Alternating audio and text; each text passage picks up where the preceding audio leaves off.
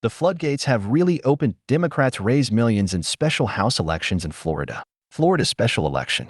Democrats, with few electoral outlets for their outrage at President Donald Trump's dramatic restructuring of the federal government, are pouring millions of dollars into two special elections in Florida.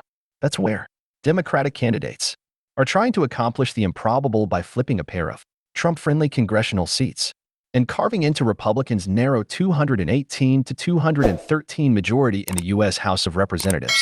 While Democratic leaders aren't predicting outright wins in such Republican-leaning districts, they say they think they'll exceed expectations, and they sound especially hopeful about the 6th Congressional District, where a public school teacher has outraised a Trump-endorsed state senator by nearly 10-1 margin in the race to replace Mike Waltz, who was tapped by Trump to be a national security advisor. In what was widely seen as a move without much political risk. Democrats' challenge in both districts is formidable, but the money has been pouring in. The floodgates have really opened, said Aubrey Jewett, a political scientist at the University of Central Florida. It's like, wow. Republicans, including Trump, have noticed too, and are looking to head off an embarrassing outcome.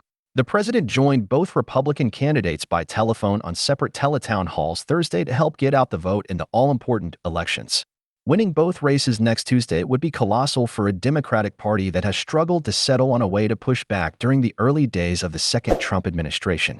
Winning either, or even narrowing the margin in districts the president won by more than 30 points less than 5 months ago, could help alleviate the panic that set in among party leaders after Republicans swept both houses of Congress and the presidency in November.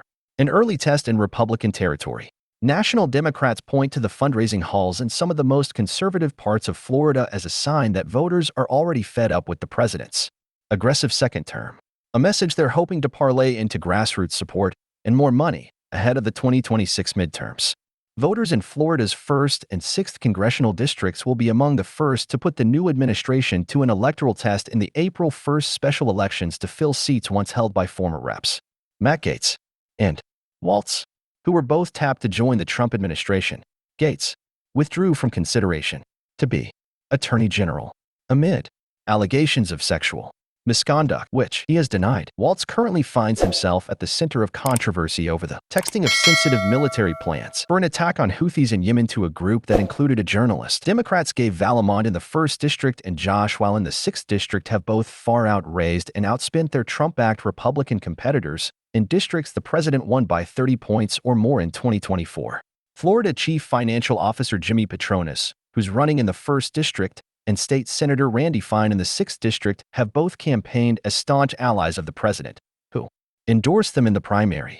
But with donations for the Democrats flooding in from all 50 states, Republicans are funneling resources into the races in the hopes the GOP won't get embarrassed Tuesday by a better-than-expected showing by Democrats.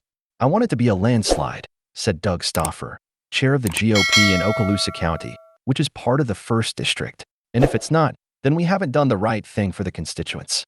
House Minority Leader Hakeem Jeffries is already pushing the message that if Democrats overperform in the districts, resistance to Trump's second term could help them take back the House in 2026. These are races that should not under ordinary circumstances be on anyone's political radar. They are safe Republican seats that Donald Trump won by more than 30 points, Jeffries told reporters this week. The American people are not buying what the Republicans are selling. That is why they are on the run.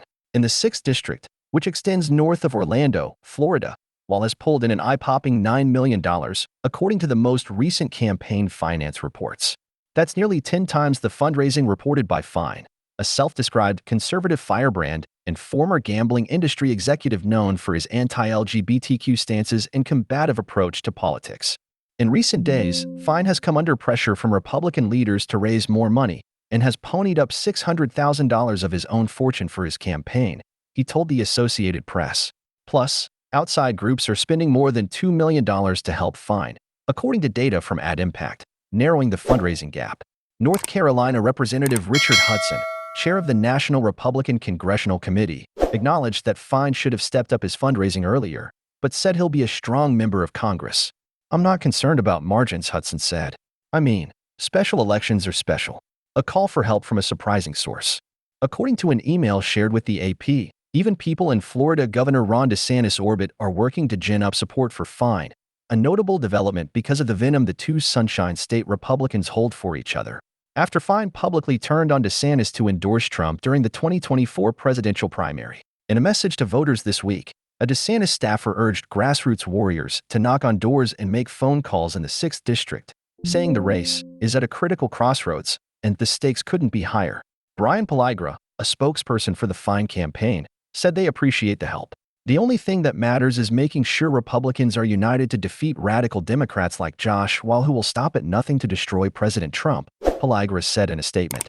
Weil, in a statement of his own, said the tides are turning on the GOP as Trump pushes to fire federal workers and dismantle federal agencies. Weil said he's grateful to those who have invested in my campaign and made this a truly grassroots effort. It's because of them that we have Republicans scrambling. Still, the chair of the Republican Party of Florida, Evan Power, said he's confident the Republican candidates will win their races because we have the ground game. But he acknowledged that turnout tends to fall significantly during special elections, which could cut into the GOP's margin of victory. Republicans haven't done as great in special elections as they do in general elections, Power said. Some observers say the national attention being paid to Democrats in safe Republican districts is itself a victory for the minority party. But Jewett, the political scientist, said it would take a miracle for Democrats to win either seat. Money is important in elections, Jewett said, but it can only take you so far. Associated Press writers Leah Askarinam in Washington and Stephanie Madden in West Palm Beach, Florida, contributed to this report. Payne is a core member for the Associated Press/Report for America Statehouse News Initiative. Report for America is a nonprofit national service program that places journalists in local newsrooms to report on undercovered issues.